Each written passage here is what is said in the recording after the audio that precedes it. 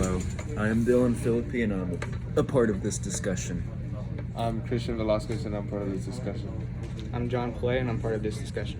My name is Cohen Hunter and welcome to our podcast. Dylan, take it away. Okay, so I've made up 5 questions for the book. The first questions are kind of simple and it leads on to more like complicated questions. So do we want to start with the easy stuff or straight into like... It's all your preference. Ask us a question. Okay, so what is the main point of view for the story? I would say it's definitely third person, but we really focus around Paul Berlin. Yeah, we see it through Paul Berlin's eyes, I guess, yes. The group knows that they're in a war, but hardly ever see the enemy or face combat. Yet there are many casualties among other men and friends because of traps and ambushes. So what kind of effect would that have on a person? Repeat the question. Like mentally, like, so you don't ever see the enemy, but people are dying around you and there's people getting hurt and you never know People what's are going to always happen. paranoid, Yeah, it's no always matter what. paranoid. They'll have effects after the war and everything like that. Okay. PTSD. Yeah, Especially like how they're just like traveling down roads. Like let's say they take a hike or whatever that they're somewhere off in the wilderness. I feel like a normal person just can't function. Or a person wouldn't be able to function normally after going through that again. Yeah, Because- every step you yeah. take is... You're like super cautious of what you're doing. Yeah. Yeah. All right, so the whole story of the group trailing off towards Paris in search of Cacciato, could it be Paul Berlin's imagination like the whole time? But the way I look at it is, you know how he's at the outpost on the beach? Like during the time of his outpost, could his imagination be like the course of the book? It says it reads like 2 p.m. in the middle of the story. It's like he's thinking it out as he's sitting there. And so like the way it's written out in the book is as in the time that he spent in the outpost. Do you understand that? So, actually, the book answers this. At the end, they're sitting around, I guess, a fire of some sort, and Paul Berlin snaps out of it, and he realizes, he's still in the war, and I guess he just kind of created a little mental escape for him, but it didn't last. And it seemed like at the end of the story there was a big mess up, and that's what started his whole imagination, or what you could say the story was. Like a trigger? Yeah, like he didn't want to believe it, so he had to make something up for himself in order to relieve his feelings of it. Yeah. Throughout the story, you can see parts that just don't make sense, like the car in the middle of. It was in Tehran, Iran. There was a 1964 Chevy Impala, candy apple red with black racing stripes in the middle of Tehran, Iran in the 1960s. Yeah, it just doesn't make sense. Even the way he said would it, be he was like, why not? There's a car. There's an Yeah, Impala. sure. Now And there then is a car. He explained the whole thing. Yeah. It's kind of like he just makes it up as he goes. Like, it's not a story that is spun out. He kind of just, what's convenience to him. Like, oh, we need to move? We got a car. Yeah. Where Cacciato breaks them out of Yeah. nowhere. And He's in the war, but just everything that happened in the war, in his eyes, it's all fake. yeah, and he's kind of imagining a different story as he's going along in reality. To add on to that whole subject of his dream and how, we were starting to see the hints beforehand, I saw a line of text that really, when I saw it, I took a second and thought about it, and I realized it kind of made sense why he would think like this. So Paul Berlin describes this rainstorm that's happening in Paris, and he says, and I quote, "The rain is tropical." Paris is not in a tropical environment. It is temperate. Now, however, assuming that Paul Berlin has never been to Paris and doesn't know this, somewhere that is tropical is Vietnam. Yeah. There is a lot of tropical rain in Vietnam. So I think maybe in real life, maybe it started to rain, and in his mind, as he was in Paris, it also started to rain. That same hot, humid rain. He's mixing up his reality with his fiction. fake. Yeah. And even in that point of the story, he was explaining himself, yes, this is real, I can see it. If I can imagine it, I can feel it and see it. That part stood out. And that part was big for me. Yeah. especially with I always forget her name. The girl he's with and like all the Sarkin apartments. on Wong or something. Yeah. Like all that, it just all feels so fake. How you said like maybe they were in Vietnam and it was raining, and his brain can register it, but his brain is messing him up as well because he thinks he's in Paris. Yeah. Yeah. Yeah. And even the girl, I feel like she had some semblance. I think I wrote it down on my phone somewhere. Some but like discrepancies.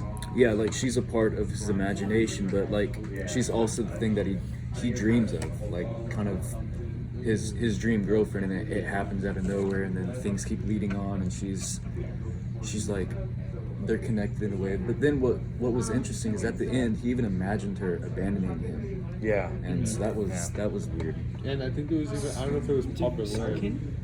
Yeah, it was like Sarkin and Sarkin and Carson. Juan? Yeah, Sarkin And Carson, Juan, they left together. Yeah.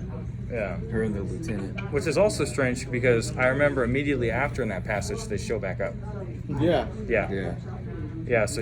Yeah, so I guess what you could say is he's kind of starting to wake back up. So I guess his little realm he's created, the cracks are beginning to show, and it's about to all come tumbling back down.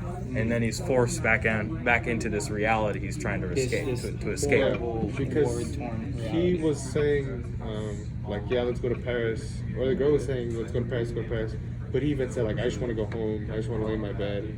Yeah. So he's just trying to escape. I feel like Vietnam or wherever they're at because nobody wants to be in Vietnam. And he's just like, I just want to escape no matter where it is. I just want to go home. I want to go out of here because he knows that it's just going really bad. I think even in his imagination, he realizes I don't want any of this anymore. I just want to be home by now. Yeah, totally. Yeah. Oh, another thing is, we were talking beforehand about how easy it was. Like the car showed up. Yeah. That was easy. They got past the police. That was easy. And then there was How fast they tanks. traveled. They made it 8,500 miles, and that was They easy. could have been executed. There's another quote where he's describing this feeling, and he says, and I quote, "He felt he was riding on ice," and it's a metaphor, and it really shows how on the train ride it just seems so smooth, Yeah. unrealistically smooth. Yeah. So I think that also adds to some of the problems we're seeing between his dream and actual events. And there was a chapter in the book when it might have been at the outpost, but he was thinking to himself, like, when I go home, I want to have these war stories to tell. Like, what's this great war story? And I think part of it is his imagination of the whole story is like the perfect war story in his eyes. Yeah. And he was thinking like, well, how would we get through to other countries without a passport or no money? And it's like he's convincing himself like, no, it could happen. I Yeah. can make stuff up, or money would come, or passports. We could make up lies for it. And Yeah. so that's like the whole story is him convincing himself that it could be a possibility. Like a big fever dream. Well, I remember at the beginning, one of the biggest problems, or one of his biggest desires was when he gets home, he wanted to act like Vietnam was no big deal to his dad. He just wanted to show up, tell his dad, hey, it wasn't that bad. And I that did he wasn't it. afraid. I was not afraid, even though he is.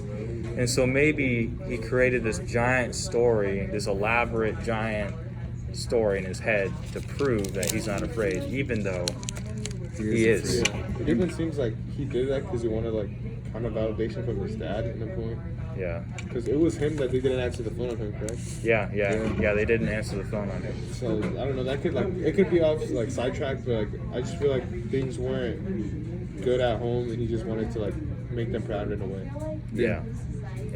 Billy Boy Watkins came up a lot from Paul Berlin's Yeah. Because he perspective. felt it was traumatizing to him. Yeah, maybe he felt connected to Billy Boy, or even if you want to get really deep into it, like what if he was Billy Boy Watkins, and he like kind of trails off into like I'm this different person and I didn't have that. What? Yeah. That kind of makes sense because when he has like his promotion thing, they're like, "Where'd you get Paul Berlin from?" Yeah, like what kind of That's name is kinda that? garbage. Berlin is a weird name. I think it does make sense that they're puzzled at his name because Berlin was German. Berlin's. I mean, I could see someone's last name being Germany. I don't know, but Yeah. oh boy. Do you have anything else to say, John?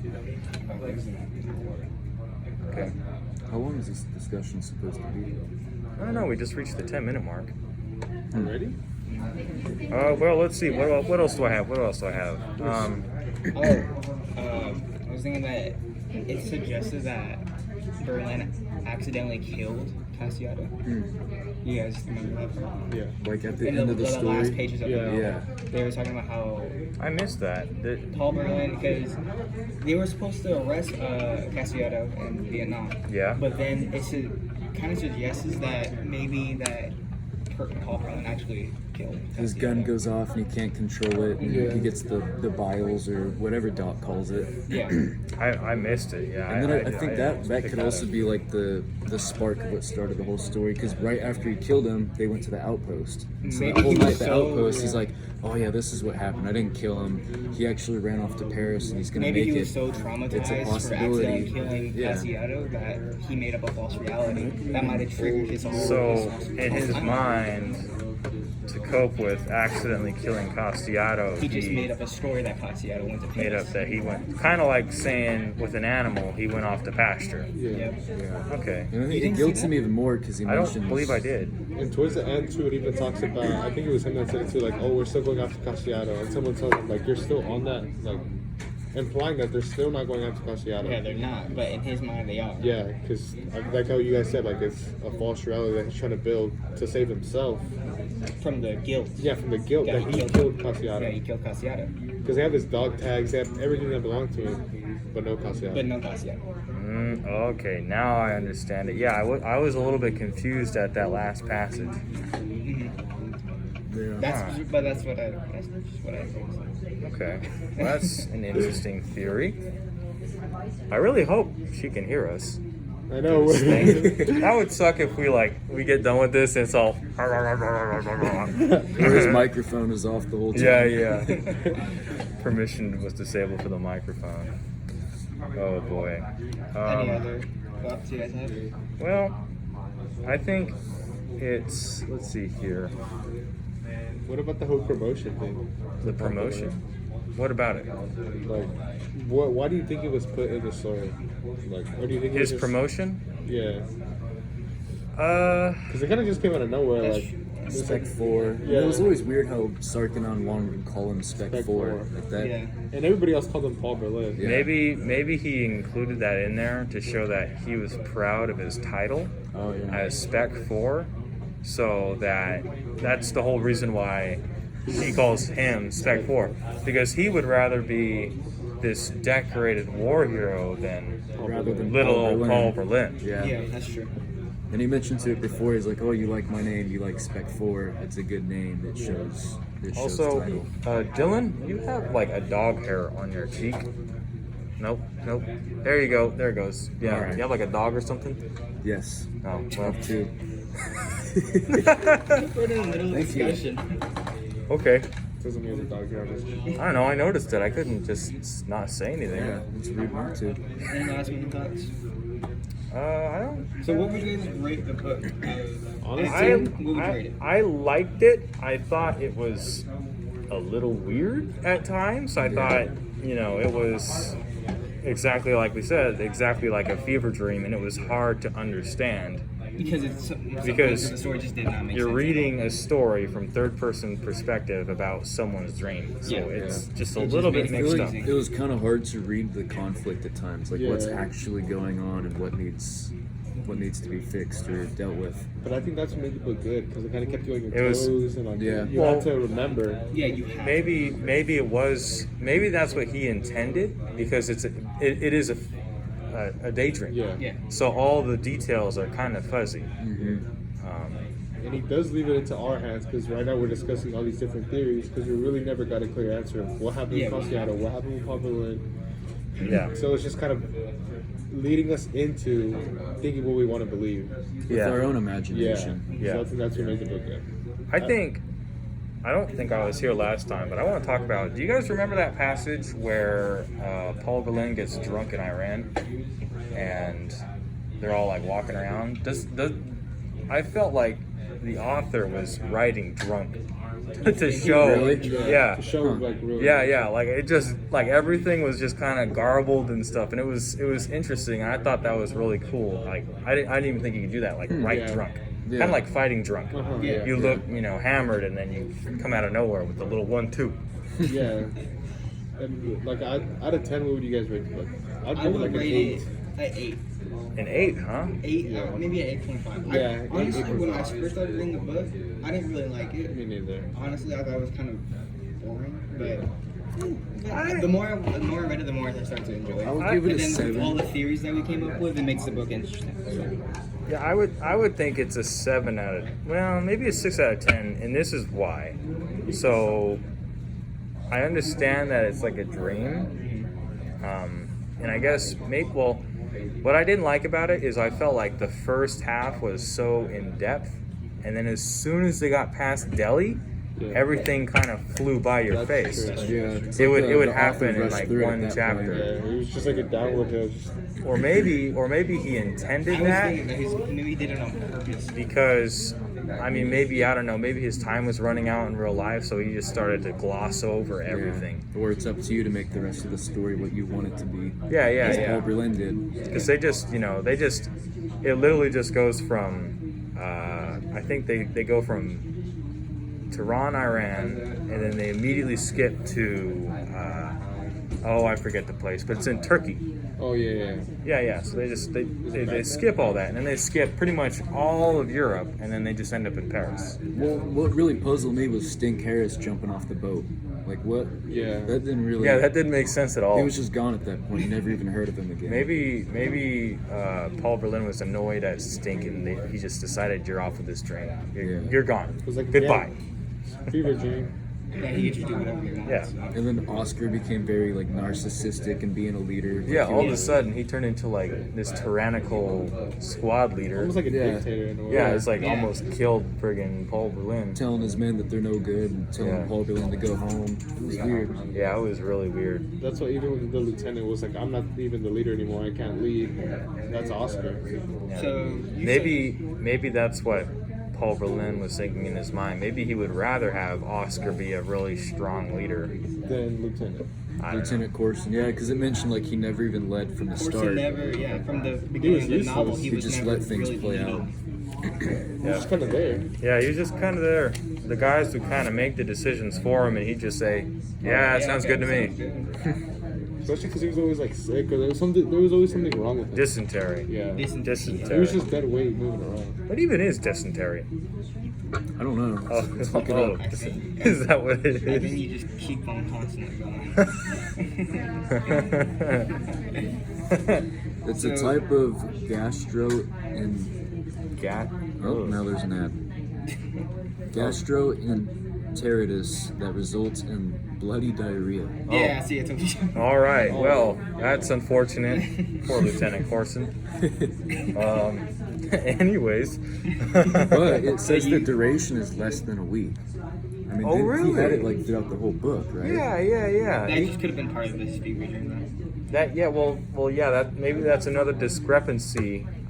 If dysentery only lasts about a week, why would he have it? I think he said they were on the road for like 4 months, Oh yeah. 5 months, 6 months. I think it was 6 months. though. Unless he constantly was just getting it, but I mean, That's a lot of dysentery. it's all.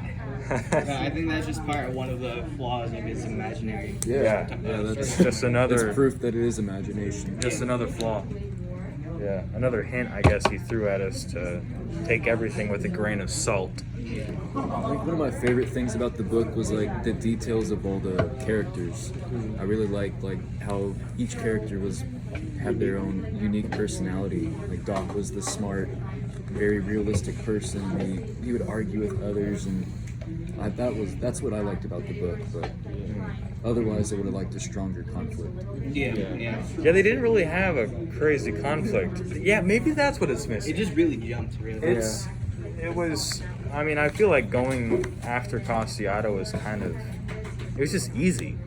Yeah. There wasn't any They didn't really suspense. have any more. There was nothing wrong that happened, and if there was, and I think- all of a sudden it was solved. Yeah. Yeah. Really. I think the only suspense there really was at the end when they're kind of going up to Cacciato's house, but even that's only a couple pages. Yeah. And then there's not even any resolution; it just ends. It almost goes back to the beginning. Yeah, yeah. It's like a never-ending loop. Like you got like when he saved them, when they see him on the hill, like they're so close, but yet they're so far. And then he mentions how Sarkin and Juan and the lieutenant are going back, like they're gonna redo the whole adventure. Yeah. So it's that was weird. Yeah. Well, I think I guess that's good. everyone's leaving. So I guess let's just sum this up. So you said 6 out of 10 for you. Yep. I said 8 out of 10. 8 out of 10. 7. 7. Okay. Overall, good book, just confusing at times. Yes. Well, Would you guys read another book by him though? oh yeah. I think I'd read a different one. Yeah. Me too. Yeah. What's the other one that The things they carry. He wrote a Things lot. They Carry. Yeah. There's If I Die in a Combat Zone, Tomcat in Love, Northern Lights. All right. Well, let's end this thing. Okay. Well, thank you for listening into our podcast. Goodbye.